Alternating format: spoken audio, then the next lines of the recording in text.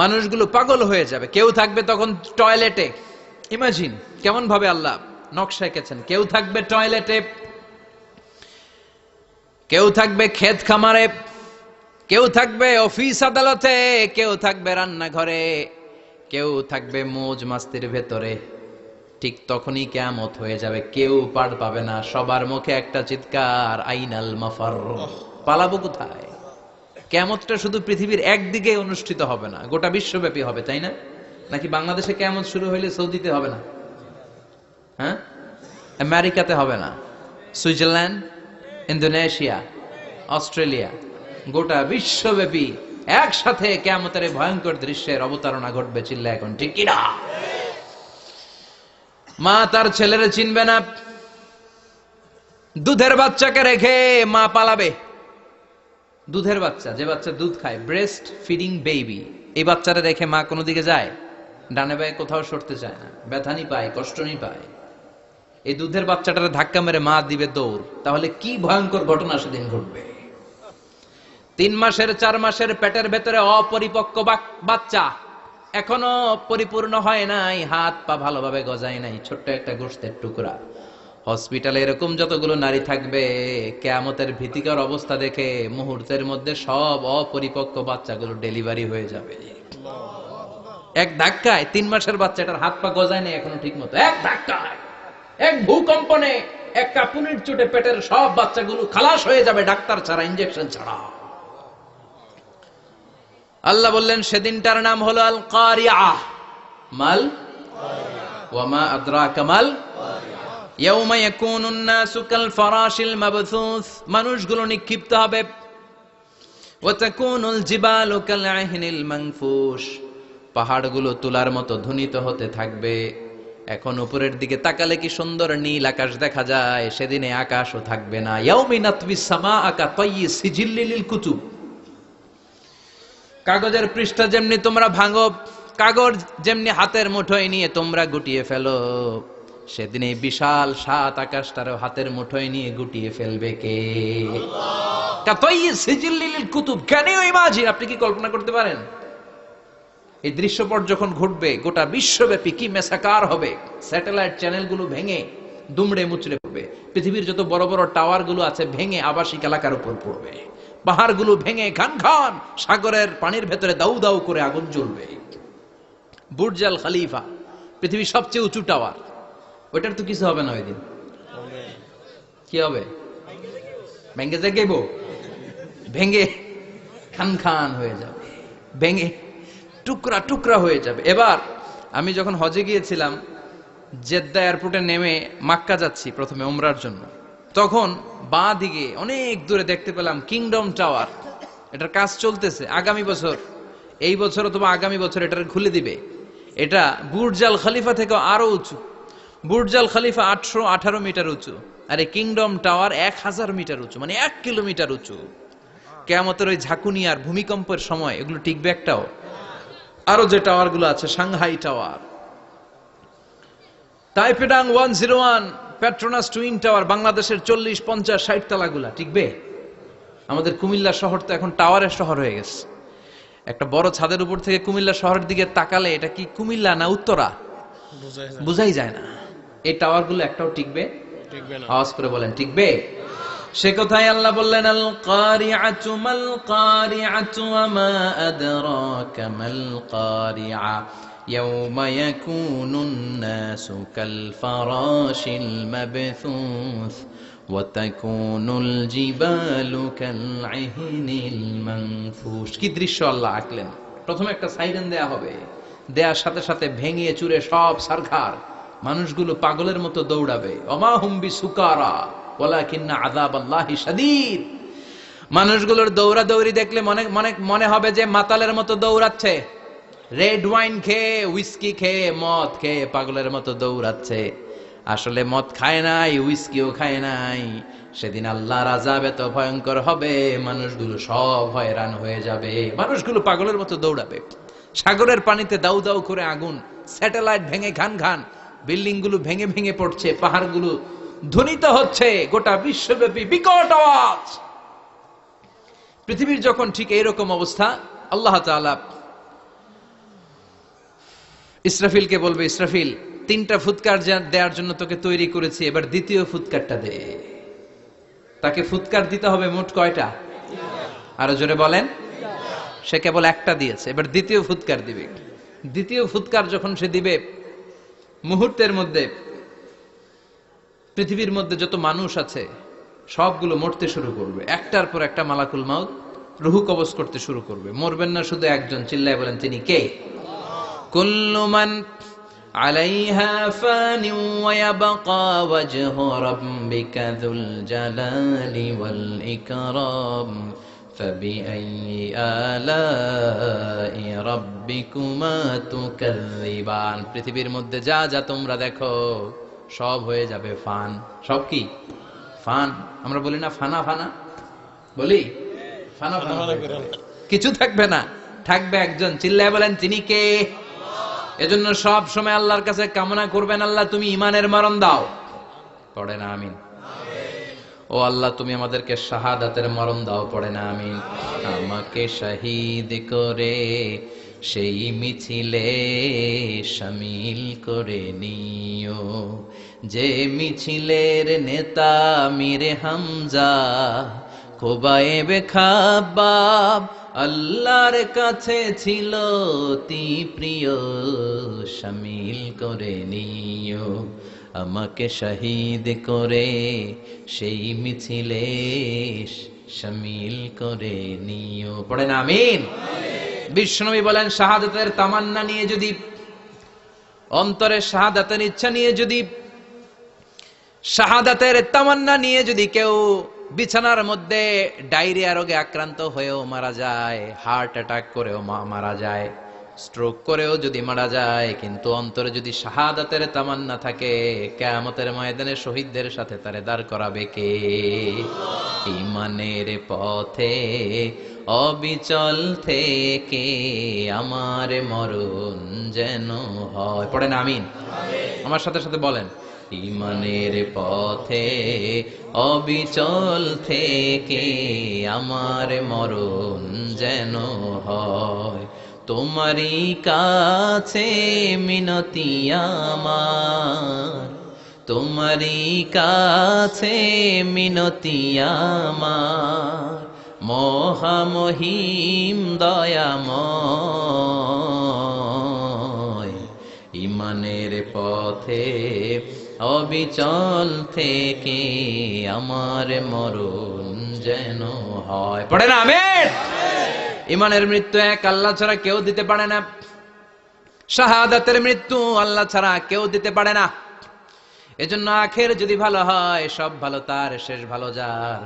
বিশ্বনবী দোয়া করতেন, আল্লাহুম্মা রযুকনা হুসনাল খাওয়াতিম, আল্লাহুম্মা রযুকনা হুসনাল খাওয়াতিম। প্রতিদিন সব সময় নামাজের পরে পড়বেন, আল্লাহুম্মা রযুকনা হুসনাল খাওয়াতিম, আল্লাহুম্মা রযুকনা হুসনাল খাওয়াতিম। আল্লাহ আমাদের শেষটাকে ভালো করো, আমাদের শেষটাকে তুমি ঈমানের উপর করো। পড়েন আমিন?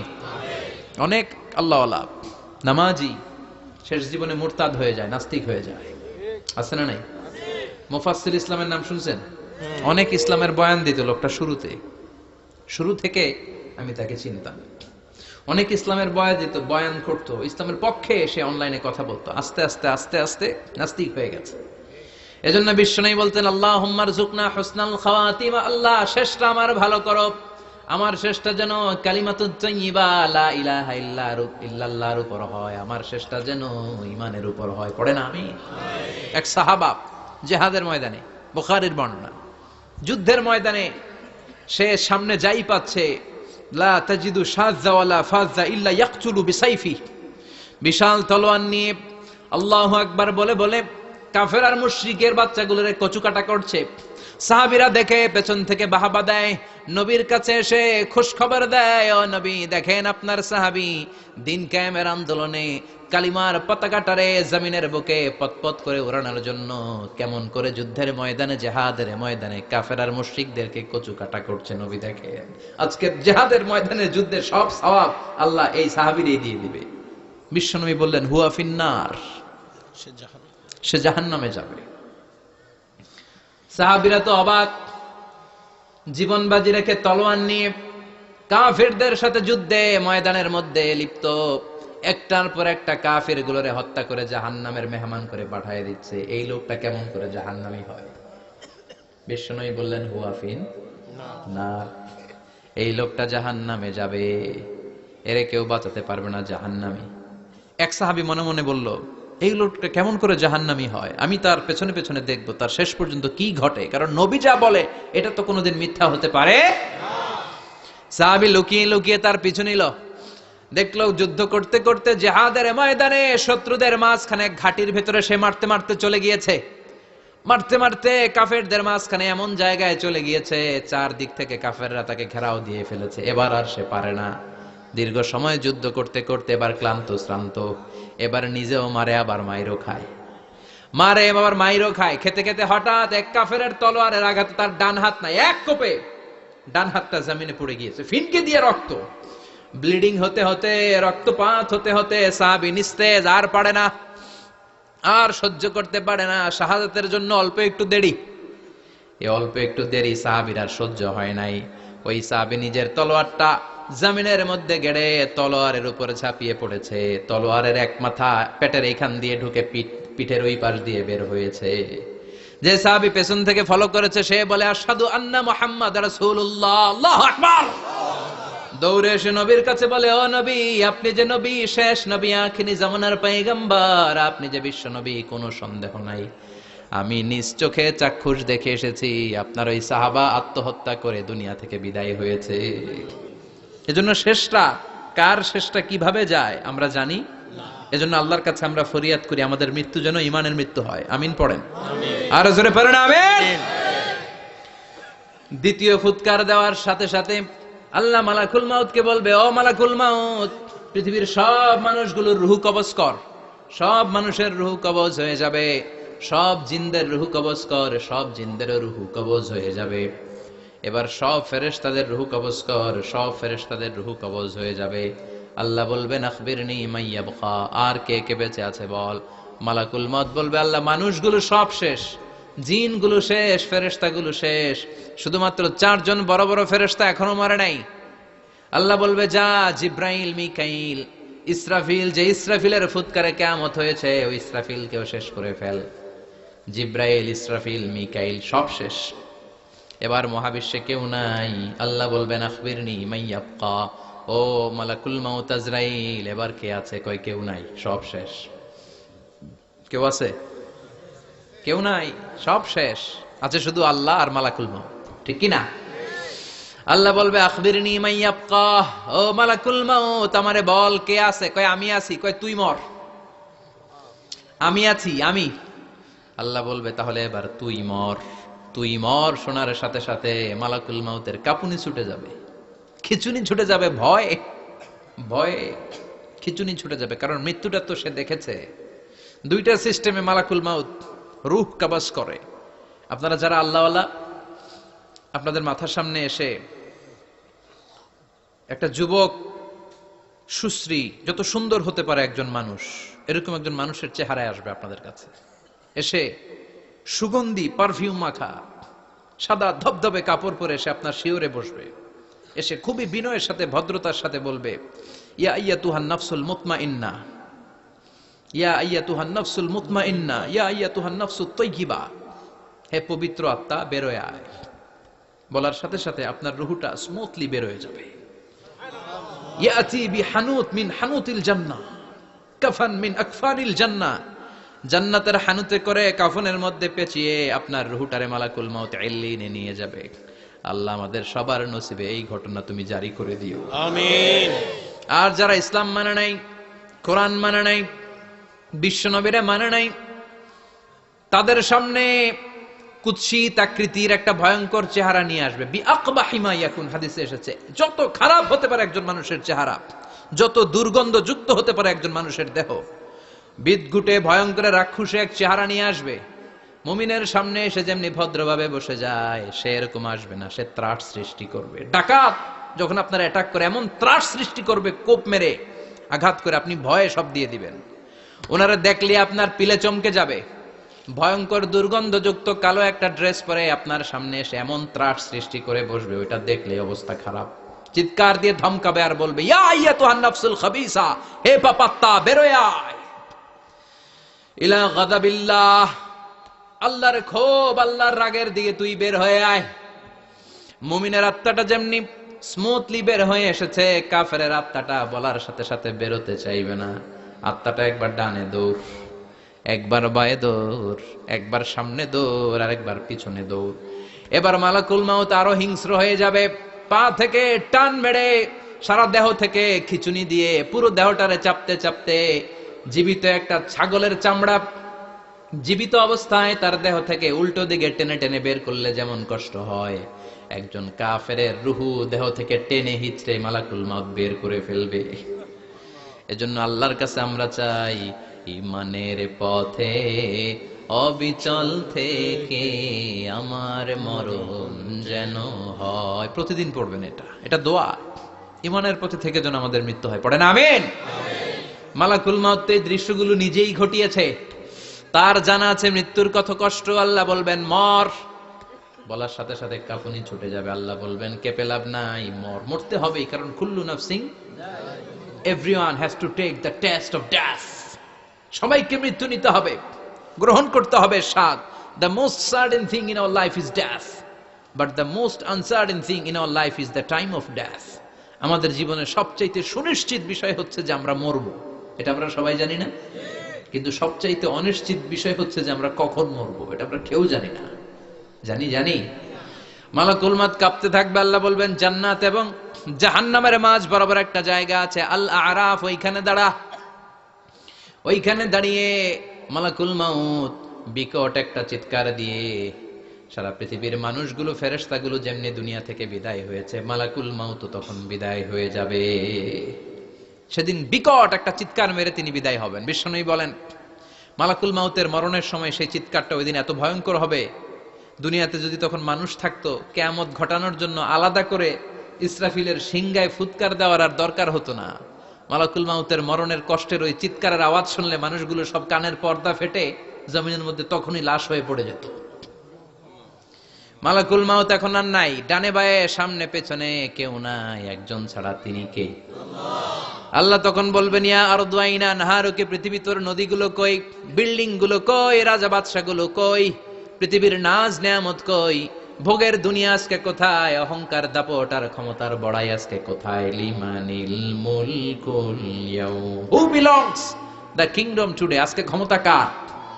চিল্লায় বলেন তো, সেদিন ক্ষমতা হবে কার? আল্লাহ। লিমানিল মুলকুল ইয়াউমা লিল্লাহিল ওয়াহিদিল কাহ্হার, ক্ষমতা সেদিন কারো নয়, ক্ষমতার মালিক একজন, তিনি কে? সব ক্ষমতার মালিক আল্লাহ, কেউ নাই, সব মরে গেছে। এভাবে যে কত হাজার কোটি বছর আল্লাহ একা থাকবেন এটা আল্লাহ জানেন, আমরা কেউ জানি?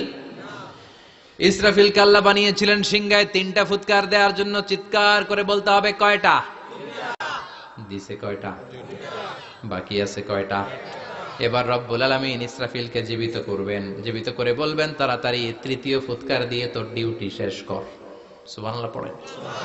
ইসরাফিল এবার 3য় ফুৎকার দিবে। 3য় ফুৎকার দেওয়ার সাথে সাথেই পৃথিবীর বিভিন্ন প্রান্ত থেকে, মহাবিশ্বের বিভিন্ন প্রান্ত থেকে মানুষের জিনগুলো দাঁড়াতে শুরু করবে। বিমান দুর্ঘটনায় যারা মারা গিয়েছে, ছাই হয়েছে, ছাই থেকে উঠে দাঁড়াবে।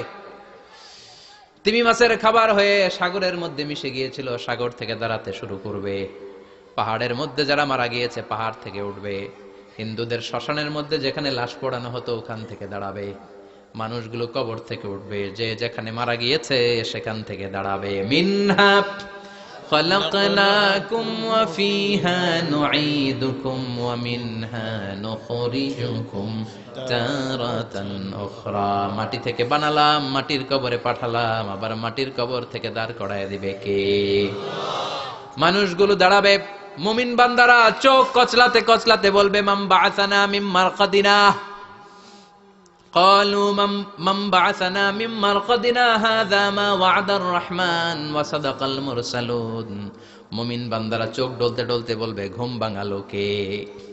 ঘুম ভাঙালো মরার কুকিলে, ঘুম ভাঙাইয়া গেল রে হে মরার কুকিলে, কয় না? এটা মরা কুকিল আবার ঘুম ভাঙায়, ব্যাটারি দিছে মনে এটার ভিতরে। আমার ঘুম ভাঙালো কে?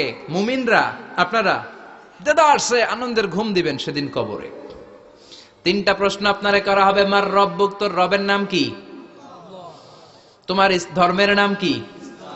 এই লোকটারে চিনো নাকি? ওনার নাম কি?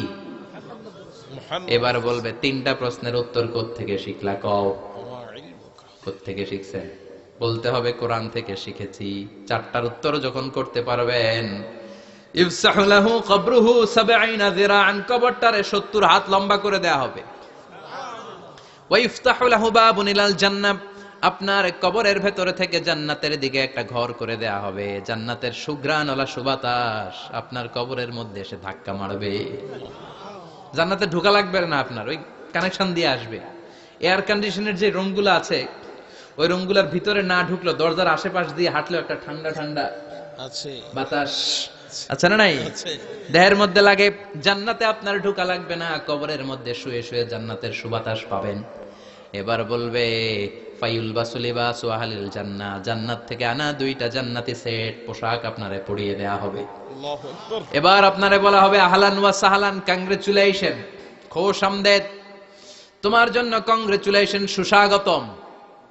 তিনটার পরে চতুর্থ প্রশ্নের উত্তরও পেরেছো, জান্নাতের পোশাক তোমারে পরিয়ে দিলাম, আর কোনো কাজ নাই, এবারের মতো খেলা শেষ, এবার ঘুমাও। কি করো? কথা বলেন, ঘুমাও। নাম কানাউমিল আরুস, বাসর রাতে বর যেমনি কনেকে নিয়ে শান্তির ঘুম দেয়, এরকম ঘুম দাও। তোমার ঘুম কেউ ভাঙাতে পারবে না, ইসরাফিলের 3 নাম্বার ফুৎকার ছাড়া। সুবহানাল্লাহ পড়বেন না? সেই ঘুম ভেঙে যাবে, চোখ ডলতে ডলতে বলবে মান বাআসানা মিন মারকাদিনা হাযা মা ওয়া'দার রহমান ওয়া সাদাকাল মুরসালুন। চোখ ডলতে ডলতে বলবে কে আমাদের ঘুম ভাঙালো? ফেরেশতারা বলবে হাযা মা ওয়া'দার রহমান, এটা সেই দিন যেদিনের ওয়াদা দিয়েছে কে? আজকের দিনটা হলো ফাইনাল দিন। আজকের খেলাটা হবে ফাইনাল খেলা, দ্য ফাইনাল ডে। আজকে বিচারের দিন। ওই যে শুনছিলা জাররা জাররা বিচার হবে, ওই বিচার আজকে অনুষ্ঠিত হবে। পৃথিবীর বুকে যে বিচারগুলো হয় নাই সেদিন ওই বিচারগুলো করবে কে? আল্লাহ। পৃথিবীর বুকে যে ধর্ষণের বিচার হয় নাই, ওই দিন ওই ধর্ষণের বিচার আছে না নাই? পৃথিবীর বুকে যে অন্যায় ভাবে বিচার বহির্ভূত হত্যাগুলো করা হয়েছে, ক্রস ফায়ার গুলো দেয়া হয়েছে, গুম করা হয়েছে, খুন করা হয়েছে, সেদিন এই বিচারগুলো আছে না নাই? পৃথিবীর বুকে জুলুম করে একজনের জমি আরেকজন মাইরা খাইছে, ওনার দাপট ছিল, ওনার উপরে কোনো কথা ছিল না গ্রামে, কিন্তু কিয়ামতের ওই কঠিন দিনে এগুলোর বিচার আছে না নাই? বিচার যদি না থাকতো, all the worldly life it's a joke. বিচার না থাকলে পৃথিবীটা এটা একটা জোক, এটা একটা খেলাধুলা। অবশ্যই বিচার থাকতে হবে, বিচারের কাঠগড়ায় তোমাকে দাঁড়াতে হবে। চিল্লা এখন ঠিক কিনা?